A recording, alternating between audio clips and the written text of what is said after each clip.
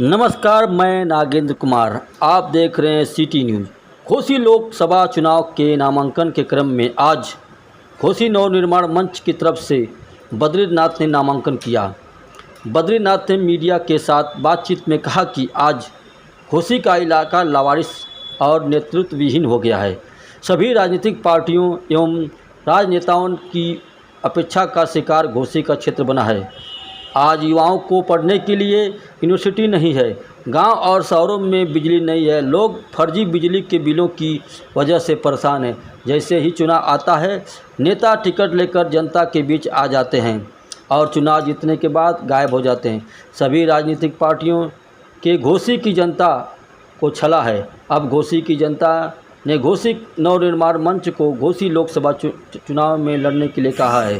घोसी नवनिर्माण मंच सभी राजनीतिक पार्टियों को आईना दिखाते हुए कहा, नवनिर्माण मंच के प्रत्याशी बद्रीनाथ को जिताने का मन बना लिया है। अब आने वाले दिनों में देखिएगा, जनता घोसी नवनिर्माण मंच के प्रत्याशी बद्रीनाथ को जिताकर संसद में भेजेगी।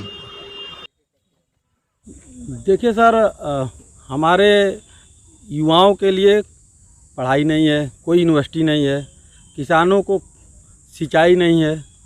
अभी जाड़े में आप देखिए, दिन में प्रॉपर लाइन नहीं मिलती थी और रात में उनको चिलचिलाती ठंड में सिंचाई करने के लिए विवश होना पड़ता था। देखिए, बिजली विभाग का भी मनमाना बिल भेजा जा रहा है। थाने और पुलिस विभाग में और तहसील में कोई सुनवाई नहीं है। हमारा इलाका लावारिस है, नेतृत्व विहीन है, कोई पैरवी करने वाला नहीं है। हमारे नेता जो आते हैं, चुनाव में आते हैं, ढोल मजीरा बजाते हैं। 5 साल वाले ये मेढक लोग जो हैं, जनता का सरोकार नहीं रखते। चुनाव की घोषणा हुई, तुरंत आ जाते टिकट लेकर। ये लोगों को यहाँ से जनता आपकी अपने वोट के चोट से बाहर भगाएगी, घोसी के पार करेगी। इस वजह से जनता ने हमें आदेश दिया है कि हम इस चुनाव में आएँ और इन लोगों को भगाया जाए, क्योंकि जनता के पास कोई विकल्प नहीं था। अच्छा, 3 निकम्मे लोग आ गए तो भैया उसमें से चलो भाई कौनों को दे देते हैं। और यह है कि लोगों के दिमाग में एक बात भर दी गई है, जाति धर्म का अफीम पिलाया गया है। राजनीतिक दलों ने अपना ऐसा एजेंडा बनाया है जिसमें जाति और धर्म को विशेष महत्व दिया गया है। ये जाति ये धर्म मेरा, वो जाति वो धर्म मेरा।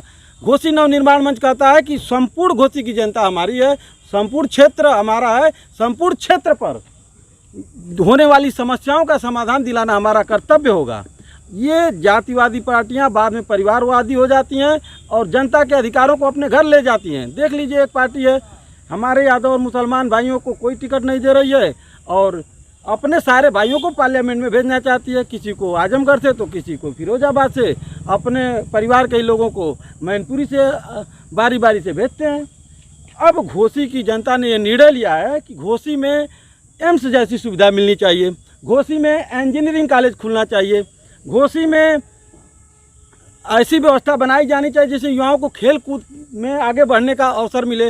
हमारे यहाँ घोसी लोकसभा के अंदर जूट मिले, कताई मिले, चीनी मिले, सिल्क का कारोबार विश्वव्यापी पहचान रखता था, जिसमें मुस्लिम भाइयों के द्वारा बनाई गई सिल्क की साड़ियाँ हिंदू माताओं बहनों की पहली पसंद हुआ करती थी। ऐसे कारोबारों पर धक्का लगा है और कुछ भी बनाए गए जो भी संस्थान रहे कल्पनाथ राय जी के द्वारा, खाली उसकी रिपेयरिंग हो जाती तो हमारा ज़िला विकसित ज़िला था, आज भी विकसित रहता। मऊ मतलब हर 2 किलोमीटर पर टेलीफोन एक्सचेंज लगाया गया, हर 3 किलोमीटर पर पावर हाउस का अड्डा बनाया गया।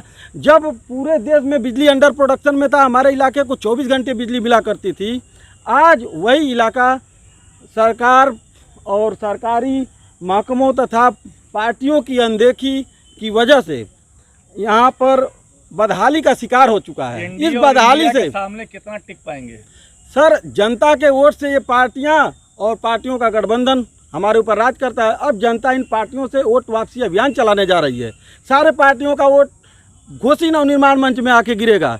जब भी घोसी को आफत आई है, घोसी नवनिर्माण मंच आगे बढ़कर जनता के लिए काम किया है।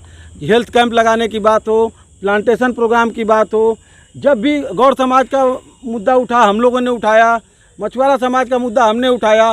सारा काम विपक्ष का जो होना चाहिए था वो काम घोसी नवनिर्माण मंच ने किया है। तो घोसी नवनिर्माण मंच को जनता समर्थन दे रही है। जनता के आदेश पर घोसी नवनिर्माण मंच चुनाव मैदान में है और इस बार जनता का प्रतिनिधि पार्लियामेंट चुनकर जाएगा।